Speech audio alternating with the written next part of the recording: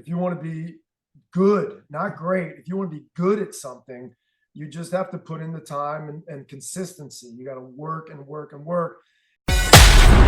Inspiring you to reach your goals and live your dream. This is the Keaton Nelson Show. Alrighty, guys, welcome back to the Keaton Nelson Show. I got a very special guest for you today, John Nies. Thank you so much for being on the show today, man. It's my pleasure. Thanks for having me. Yeah, you got it, dude. So I love just to start off getting to know you. Where'd you grow up? Where you're from originally? You grow up poor, rich, family broken, or together, all that stuff of things. So I'd love to just get to know you a little bit, man. Sure. Well, I was born and raised in New Jersey, Jersey City to be exact, on the birth. And then when I was 3 weeks old, we moved down to the Jersey Shore. I guess one of the more popular towns is called Asbury Park. Bruce Springsteen sings about Asbury Park. He wrote about it in his recent book. So that's kind of our claim to fame. I grew up about a mile from there and cruised the same streets that the boss was singing about and cruising himself back in the day. I come from a family of 4 children. I have 2 older sisters and a little brother. And you might be familiar with my little brother. He was on MTV and did a little Real World gig, and then the Grind. He was a host of the Grind for a little bit. And you asked if we had a broken family. My family did break up. My mom and dad divorced when I was about 14. And dad split, and he stayed around. He was in town, so I would see him. I was a big athlete growing up, and my dad was an athlete, so he would come to all my games and a lot of my practices and those types of things. So my dad was around, but I stayed in the house with my mom and the siblings. And we didn't have money at first, and then my dad got hired to be an NBA ref right around that same time when I was 14, 15. And he wasn't making great money right away, but eventually he was making money. So by the time I was a senior in high school, I would say we jumped a class, so it wasn't like we were poor.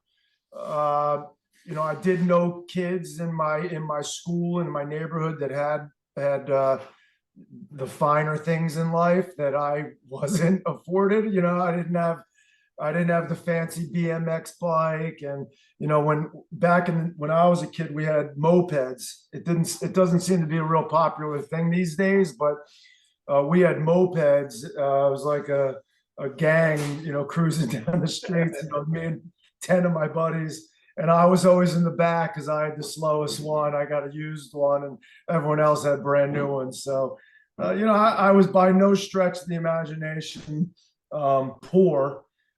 We had money, and we lived in a nice neighborhood, and I was close to the beach. So yeah, I was definitely not underprivileged, let's say. Gotcha. You go to college? I did go to college by way of junior college. I was an athlete. I played football, and I didn't have the grades coming out of high school, so I had to go to 2 years of junior college. I went 1 year in upstate New York, school called Hudson Valley Community College, and then I transferred to Nassau Community College in Long Island. And from there, I headed out to Arizona. I went to the University of Arizona, the Wildcats in Tucson, and I finished up college there. I got drafted out of the U of A to play football for the Buffalo Bills, and that didn't last very long. And I bounced around after that. I lived out in California for a while, and then I was back in Jersey, and I've been here ever since.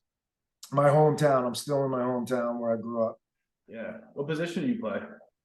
I was a punter, kicker, wide receiver, defensive back in high school. Take away the defensive back for junior college, and then take away the wide receiver at Arizona. And I ended up just punting and kicking. I was drafted as a punter, and I also did kickoffs and long field goals. I had a pretty strong leg. I struggled with the accuracy field goal kicking wise. Excuse me. So yeah, I strictly went out there for a couple 60-yard attempts in my career, and I fell short all three times. I had three opportunities to kick 60+ yarders, and I missed all three of them. But it was I definitely had the leg for it. I just didn't hit the ball well those afternoons. Gotcha. Yeah, that's wild, man. What was it like, the feeling of getting drafted though? You guys like go nuts, throw a party and everything? Yeah, we had a draft party. They kind of have a pretty good idea if you're going to get picked up or not, and that my agent thought that I was going to get drafted. And the irony of it all was I could never really accept the fact that I wasn't going to be a wide receiver anymore. I was always fantasizing and dreaming that I was good enough to play in the NFL as a wide receiver. And so I wasn't really that excited. I didn't like punting and kicking. I just happened to have a really strong leg. And growing up, football wasn't really a sport that I paid much attention to. I didn't play football until my junior year in high school. And the reason I switched was because I was a goalie on the soccer team. And there was a kid, a very good goalie. He started as a freshman when I was in 8th grade. And then he got held back. So we ended up in the same grade. And so I was never going to play. Mm-hmm. So I played freshman soccer, JV soccer my sophomore year. And then that junior year, we had a new football coach come in, and he recruited hard. All the athletes, he wanted them on the football team. And he actually he got me to switch over. And I was glad I did. I love the game. I played a lot of pickup, out in the parks and at the high school with my buddies on weekends and stuff. And I just loved playing football. Yeah. Especially catching it and run, wide receiver. So it was a natural fit for me. I ended up, I was playing my whole, as early as 8 years old. I think I remember getting together with my friends and playing.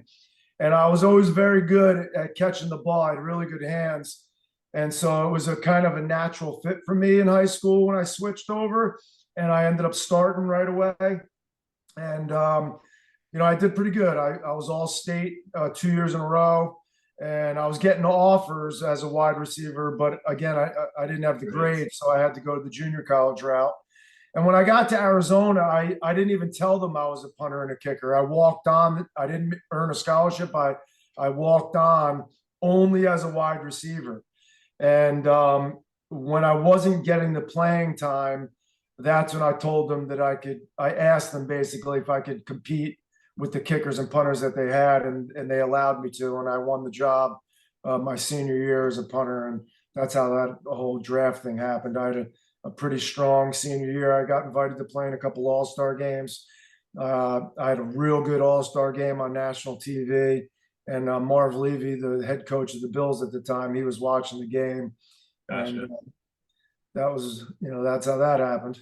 It's pretty cool. What happened after the draft, man? After your stint with the NFL? Well, I got cut from the Bills, and then I was called right away by a former player for the Bills that was coaching in this new league that they started called the World League of American Football. And that was sort of an experimental league where they were going to try to be like a minor league to the NFL and help guys, that needed a couple extra years to play there, and then use that as a stepping stone. And so I ended up going and playing for the team in Sacramento. There was 7 teams in the U.S., or 6 in the U.S., 1 in Canada, and 3 in Europe. And that was pretty fun. I played in that for 2 years. And we ended up winning the championship my second year. And I got a tryout with the Pittsburgh Steelers following that second year. And at that point, I was living in LA prior to going up to Sacramento. And I dabbled with some Hollywood stuff. I was doing commercials and some modeling. And during that time, I was landing some pretty decent commercials, and I was making probably more money than I was playing for that World League team. So Yeah. I thought to myself, why don't I just give up on this football thing? So I wasn't really too excited about it. I never really got comfortable kicking and punting. It was always a very nerve-wracking activity for me. I bet. Because I was inconsistent. If I was consistent, I probably would have been fine. But the fact that I was, struggling with consistency, it was embarrassing. I'd go out there and bomb a punt 60 yards and everyone would go, "Wah!" And then I'd go out there the next time and I'd shank one 28 yards and everyone boo. So I didn't like that feeling of being out on an island and a spectacle and especially with, field goals. Cause in the World League, I kicked field goals too. There was a smaller roster than the NFL. So they tried to find kickers and punters that could do both. And I happened to do both. So I was doing the field goals and the punting, and it was like double jeopardy for me. I was just, the nerves were just off the charts. And so when I went to the Pittsburgh Steelers, I was half in, I wasn't fully invested in it. And, I was, admittedly, I was a bit of a partier, and, I was having fun and, having money in my pocket, my own money for the first time in my life. I was wild, and you can't, if you're not phenomenal, if you're not the best of the best, you can't behave like that. You got to go all in, make sacrifices, really work and train and prepare. And I didn't do that. My mentality was, oh, I'm a punter and kicker. How hard is that?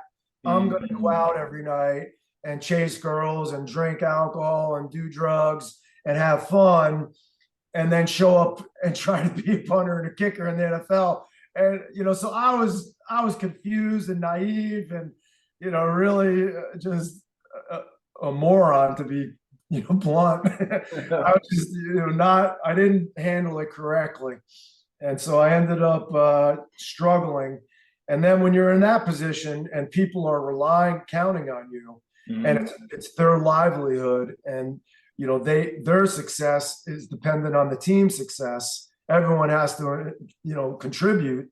If you're not contributing, you get a lot of bad looks, man. You got a lot of people, I had people like right to my face calling me out, so, and these are like big, scary, NFL players, the guys that are like, all right, and I'm a rookie. So I'm, this, little scared, very unfamiliar territory guy walking around, like with my tail tucked between my legs, wondering, and then when you start messing up, it's just it's not a good feeling, and then the pressure starts mounting, the fear, the insecurity, the doubt, all that stuff starts just going through your mind, and you can't perform like that. And my performance, was a real good example of what happens when you're not prepared.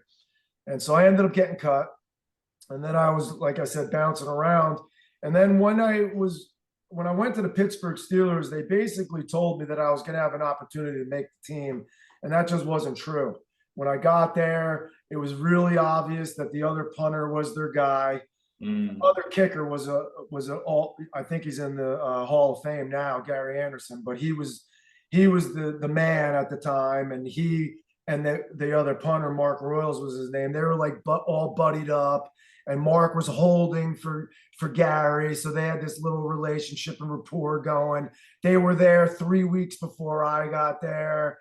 They reported early. So I didn't stand a chance. And as soon as I got there, I realized it.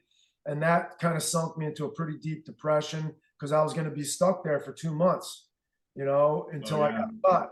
So now I know that I'm not going to get on another team. So I was really just licking my wounds and feeling sorry for myself. And that's when I started really thinking maybe I should go to Hollywood and become an actor. And that's what I did. I went back to LA, tried to become an actor, but I brought the party with me. Mm. That's another thing. Naive, ego driven, thinking that it's all about just looks. Well, no, dude, it's a talent. Like it's a skill that you have to work at and you have to practice and hone in on, go to an acting class. I thought I'd go to a couple acting classes. The next thing you know, I'm going to be a star in the next big movie. And I actually had some producers really interested in using me, but once it got to the audition stage, it was quickly understood that I was unprepared, and this really misguided guy that really didn't have a clue as to how things really worked. And I guess that's like the theme. That was kind of the theme of my life. I really, even if the guidance was there, I didn't heed the advice that was ever offered to me. The ego always seemed to get in the way. Like I had this know-it-all, oh, I'm great, or oh, I'm a great athlete, or oh, I'm a great looking guy. I can act. If anyone, I could do it. Anyone could do that, And it was just wrong. It was like a really bad approach, and it just proved my lack of success. Just proved that that now looking back, that I went about it all the wrong way. Yeah, what would you say to someone who's kind of in that situation now? That they think, like, for lack of better words, they're hot shit. They've got it all. They got natural talent, good looks, and they don't think that they need to work for things, or maybe they don't even think that. They just think that they're.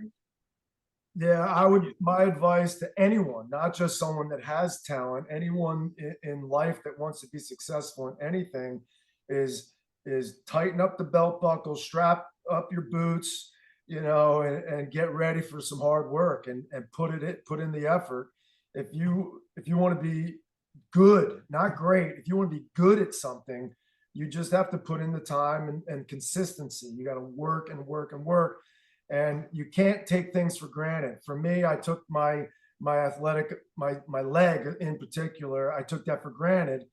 And if I had only not taken that for granted and done not even a lot more work, I could have done just a little bit more work and made some sacrifices, getting rid. If I just stopped with the partying and the chasing and all that fun stuff, and just focused on working for even a year. If I did that for 1 year of my life, the trajectory of my life would have been completely different. I probably would have had a very solid NFL career, because if I prepared, let's say I prepared that 1 year the way that I should have going into Buffalo, they invested in me. These guys, they cut 2 other punters to keep me, even though they both outperformed me because of the money that they put into me. They invested in me. I was a 6th-round draft pick. I got a signing bonus. I got a roster bonus. So when they give money out, they expect you, and they invest in you. They want to work with you, and they tried. They worked with me for 8 weeks, 4 regular season and 4 preseason games, and then after a couple of bad games, the coach said, "John, we really wanted to work with you and make this work here, but we just don't have the time." And you probably don't remember this, but this was 1990, and that was the first of 4 years in a row that the Bills went to the Super Bowl. Oh, wow. So yep. I missed going to the Super Bowl that year. Wow. And the 3 subsequent years after that. Like, oh my God, what? Dude. Yeah, it was bad. It was a horrible, horrible letdown of, I let myself down. I let my family down, and my coaches and everyone that invested time and energy and love and support for me. It's just, you look back and you're like, dude, how could you be so friggin' stupid? It was just, I messed up. And hey, you're human, man. Like we all are, and 100%. there's definitely no like benefit of beating yourself up either, you know, looking back at it now, of course, but Well, I did. I bet, but I bet it didn't help you out any, you know. No, it was it just led to more and more misery and suffering. Yeah. And ultimately, though, that led me to just meeting someone that became. I've had great mentors in my life. My mom, my grandfather, my foot. Did you lose me? Nope, I got you still, man. Can you hear me? I don't see you anymore. I don't know what happened. I can hear you. Yeah. Hmm.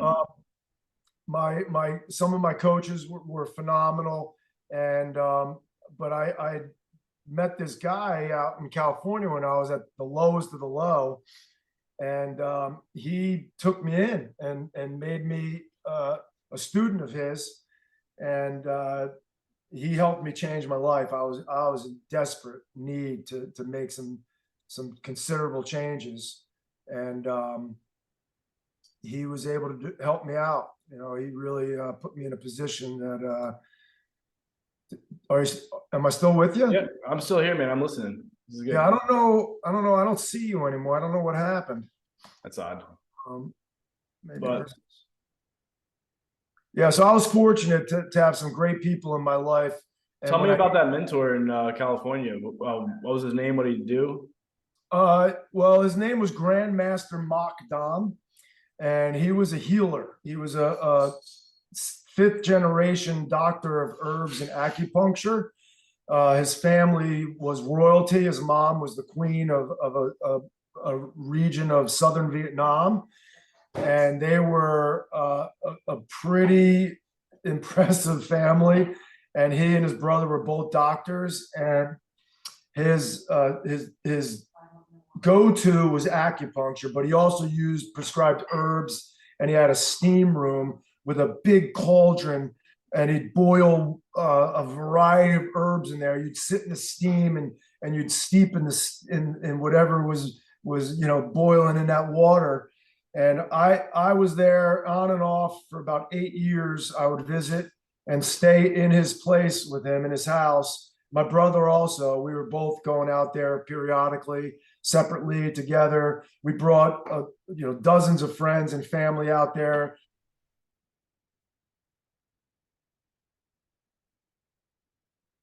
And now I lost you.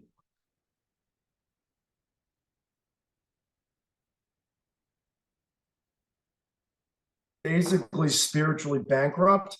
Everything about my life was pleasure, and pleasures of the flesh.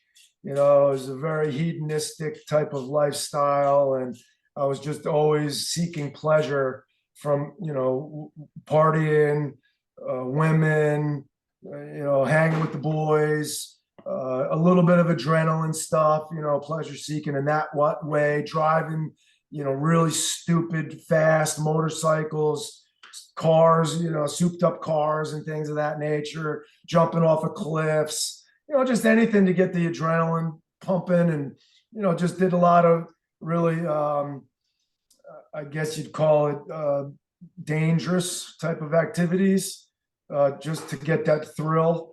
And then he basically pointed out that I had no spirituality in my life.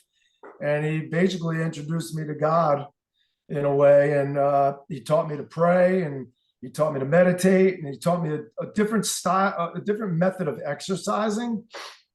That was really interesting. One thing that he said to me was, why do you lift weights? And I was like, what do you mean? To be strong.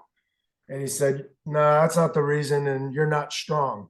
And I was like, whoa, like, what do you mean, man? Like, that's not cool. And he's like, yeah, that's not the reason. Why don't you tell me the truth? And I was like, I work out to be strong. And he goes, no, you work out for the mirror. I was like, what? He goes, vanity, ego. You want to look at yourself in the mirror and think you look good. And I was like, yeah, well, you got me. Yeah, you're right. And he's like, I know I got you. I'm your teacher. I know you very well. And he goes, you're very unhappy. And the ego is a problem for you. Your ego, very big. And He was right. It was all about the ego for me and insecurities and always trying to make myself feel better. I just had really low self-worth. And he helped me kind of at the perfect time. He helped me because my wife, now my wife of 4 children, our first, when she first got pregnant, I was probably the worst that I've ever been, and she was my real angel that came to rescue me. The two of them, my wife and our first child, and they were really the motivation that I needed to really step up and change my ways, because the choices that I was making at that time was going to lead to either an early grave or in desperate need for rehab of some sort. I was just heading down a really dark path. And the two ladies, those angels, they helped pull me out of that one. And thank God for them, because my wife especially, she had to put up with a lot of nonsense before I started to become the man she deserved. Mm. Yeah, having kids cause an identity shift. Big time. And put your ego in check really quick if you're a decent human being, Yeah, well, right? yeah. Someone else is more important than you for once, Right. And the sad thing is, though, that there's a lot of men on the planet that never learn that and don't put themselves, they keep themselves first and the priority. And I did that actually for several years in the beginning. It took me a while to undo the damage that had been done and the mess that I was in. So thank God for my wife's patience and for the ability to see the true me. She kept trying to peel back the layers, and she kept peeling back the layers. And the more that got revealed, I just had to really just be vulnerable and allow myself to be seen. It's not an easy thing to do, especially you grow up in this society where men are taught to be, emotionless and don't cry and be tough. And, you got to walk around all bowed up, pretending that you're not scared. And, the reality is, the baddest guys on the planet, you listen to these MMA guys, UFC fighters, and they'll tell you, like, I'm scared going into that fight.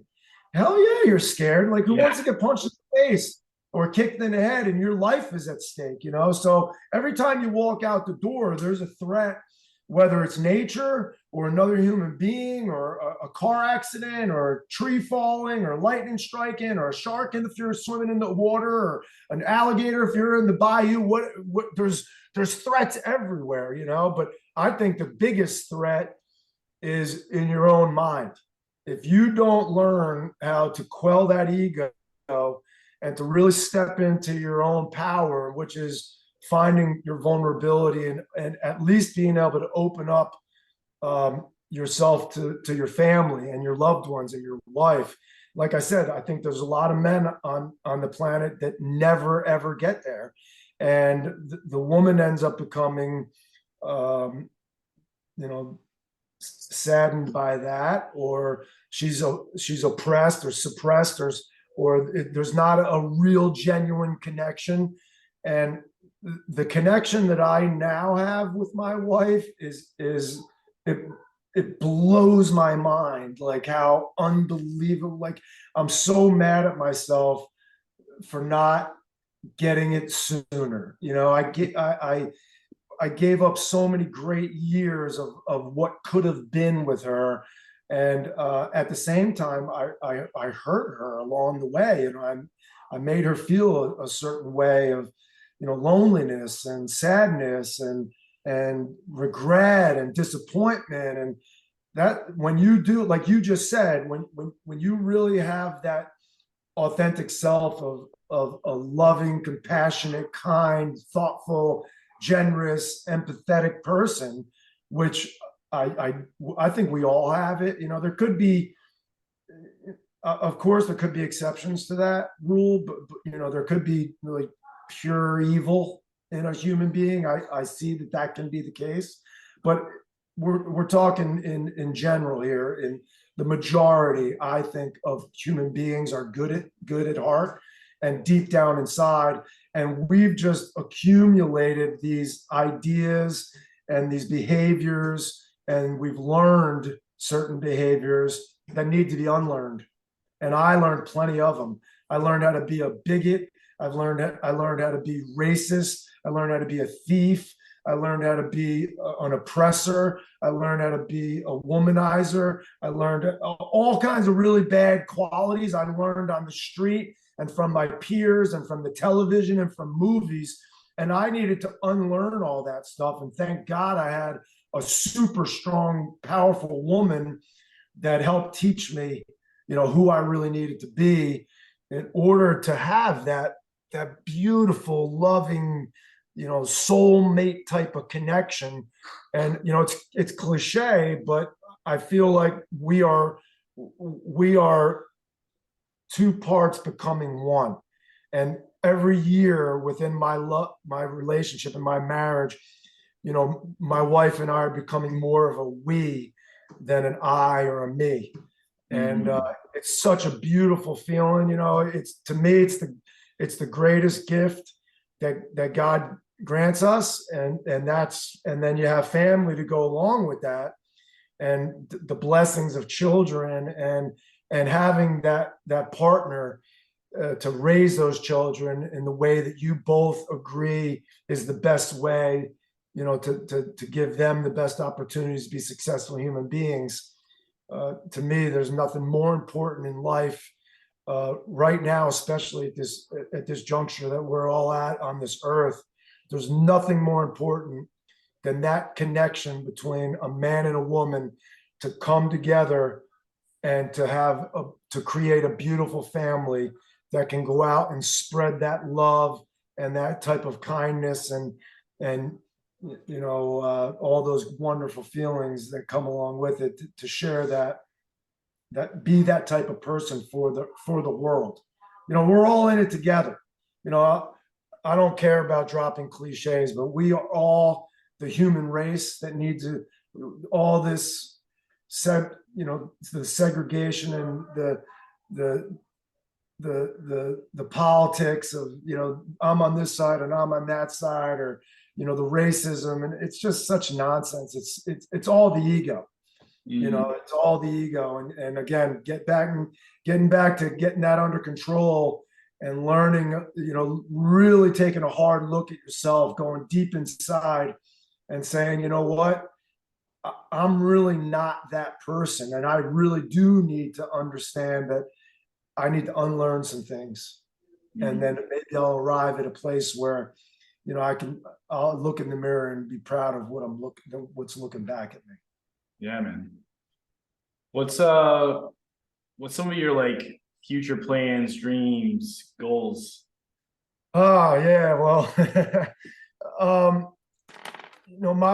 my big thing with the Grandmaster, he said, we have a mission to accomplish. He said this to me and my brother, and he wanted us to share what he shared with us, which was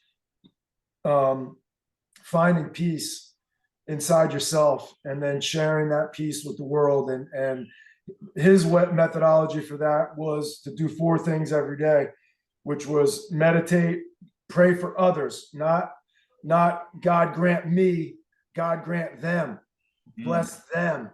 That takes you away from yourself. That you have for that 1 to 5 to 10 to 15 minutes of time that you're going to spend praying, you're going to step outside of yourself and the ego and the me and the I, and you're going to think about those in the world that are less fortunate or in dire need of your well wishes and prayers and thoughts.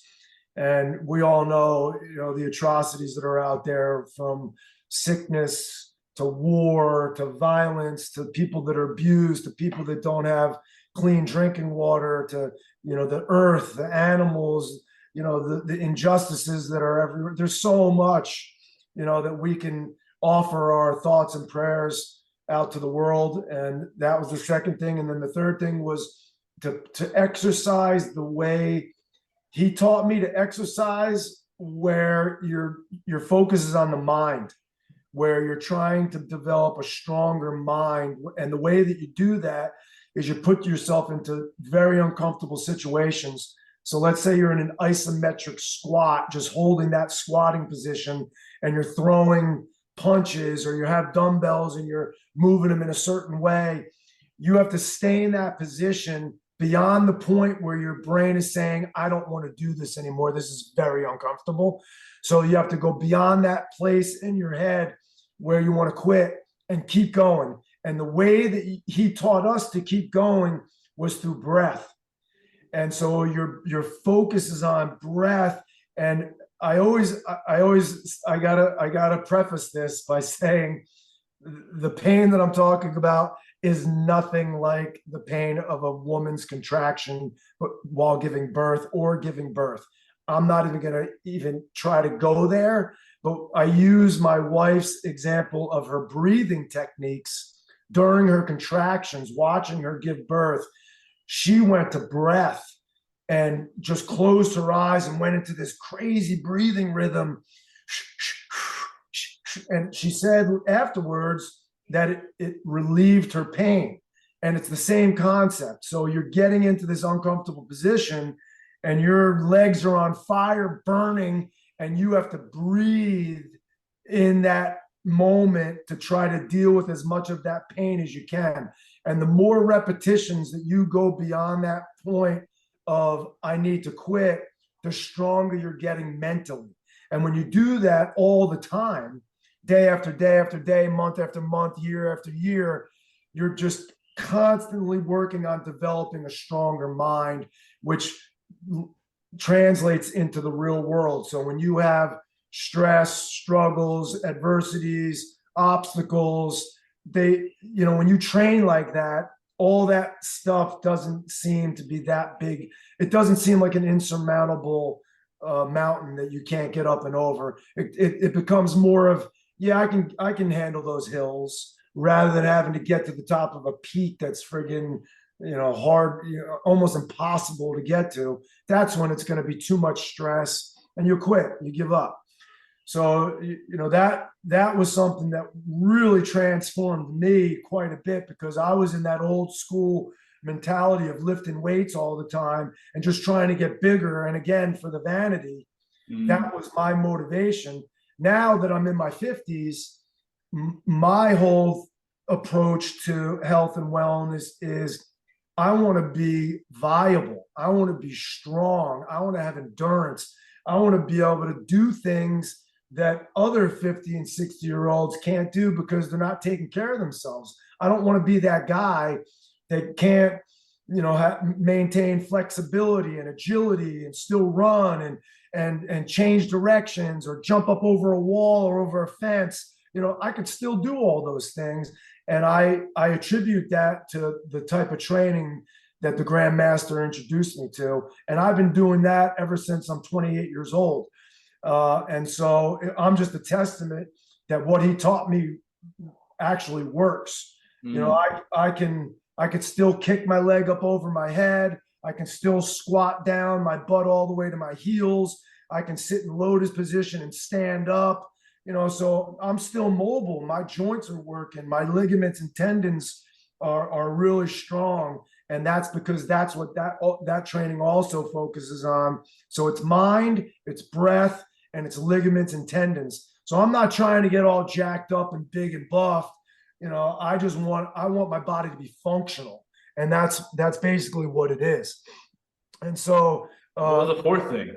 The fourth thing is the most interesting, and that's self-assessment. Know thyself is what I refer to it as. And that's really just kind of looking inward and analyzing. We can get really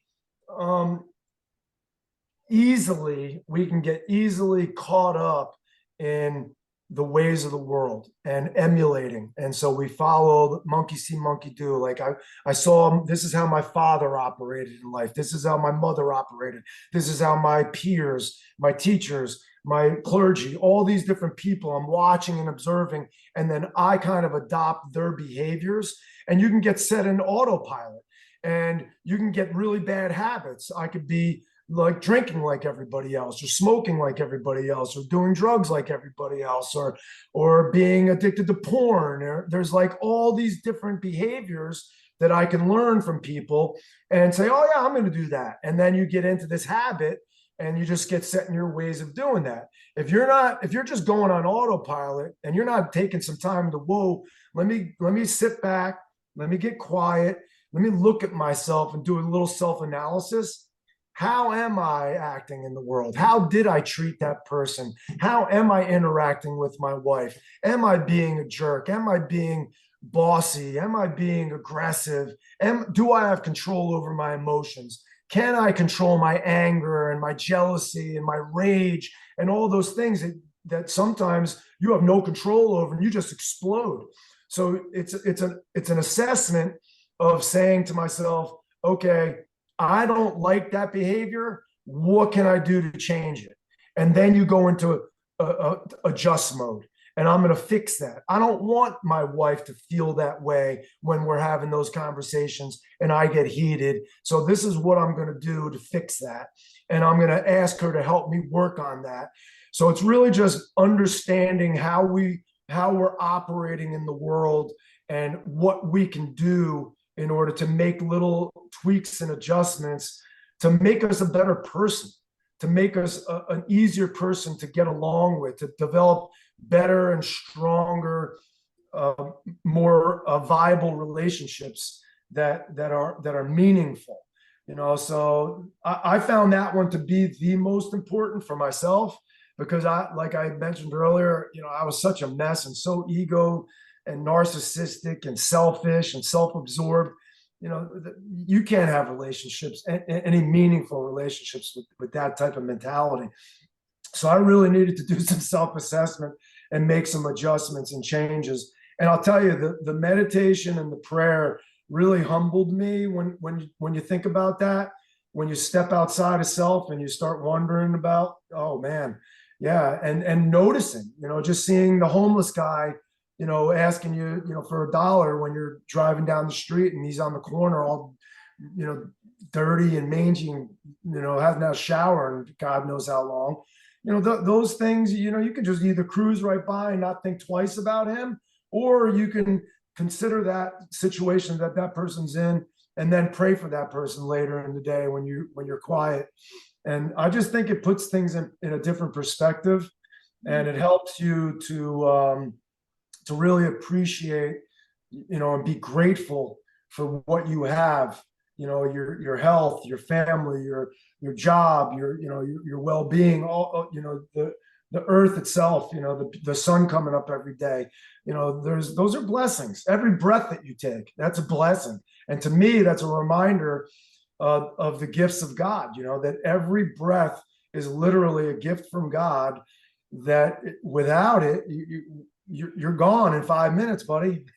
So it's just a matter of having, I think appreciation and gratitude is a big part of being happy in life.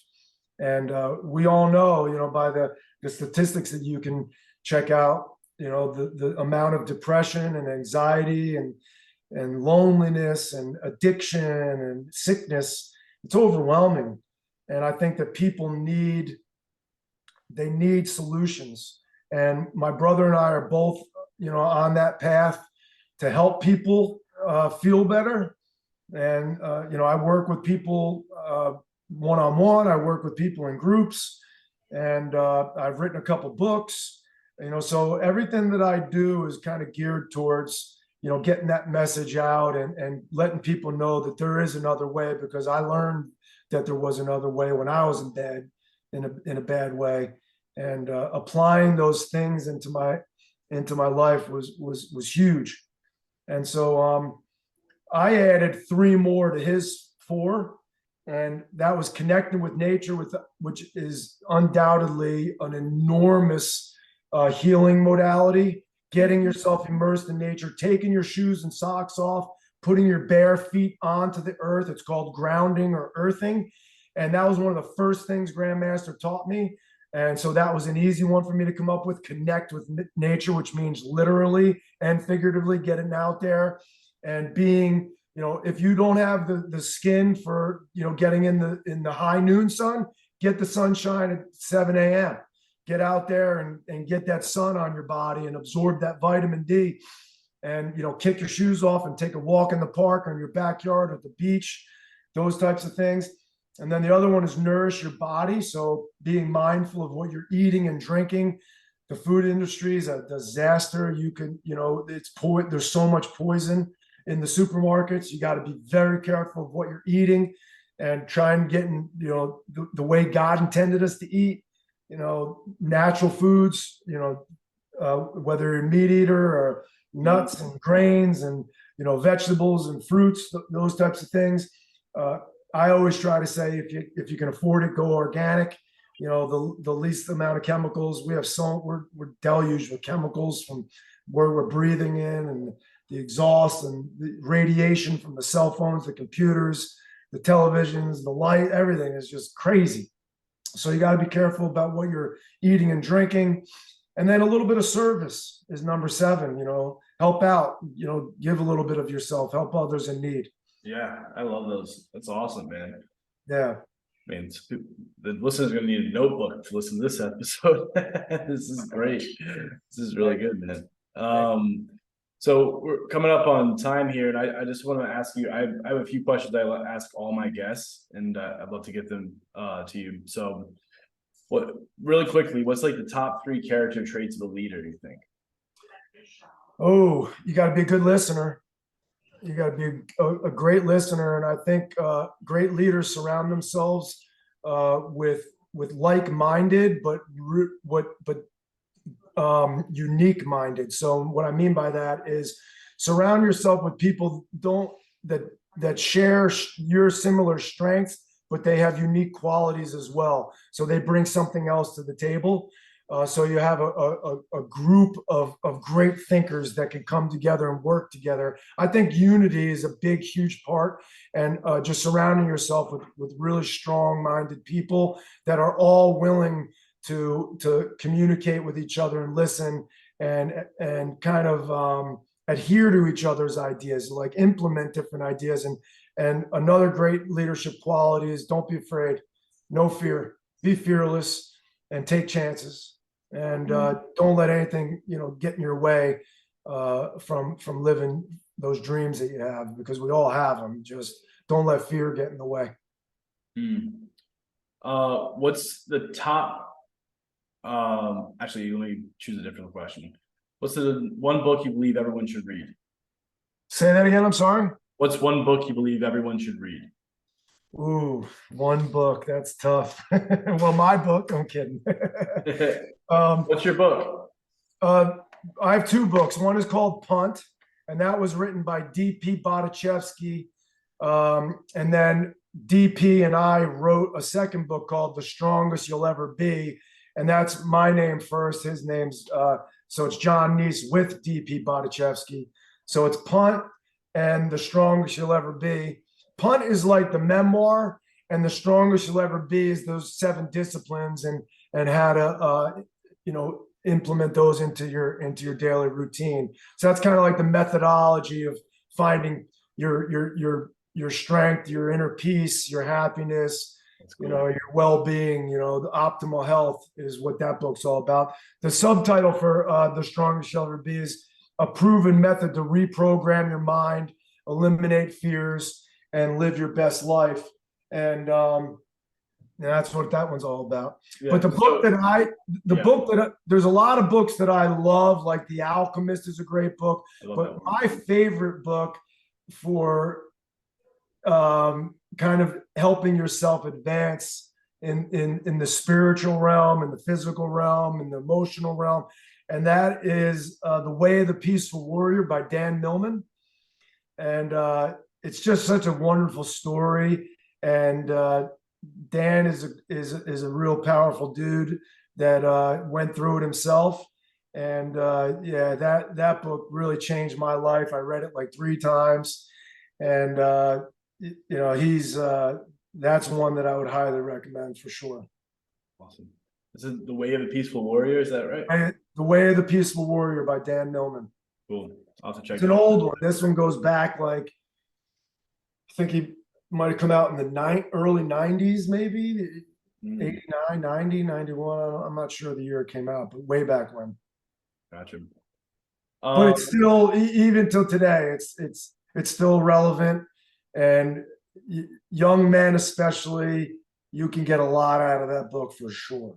Awesome. All right, this is my favorite question. You're gonna go back in time, and you're gonna talk to yourself. Oh, I like it. Right? What age would you go back to? Like, you know it's you, right? But when you get there, you can only say 3 sentences. Oof. What age are you going back to? And what are the 3 sentences you would tell yourself? All right, I'm going back to I'm 14, and I'm gonna say one sentence is treat women with respect. I'm gonna say learn self-control and moderation, and don't take life for granted. It's good, man. So before we go, I'd love to have you kind of do a little shameless plug. I want to know, I can tell that you can help people who are listening. So I want to know, how can you help these people? How can they reach out to you? Where should they follow you? How should they reach out? And like, who's the right person to reach out?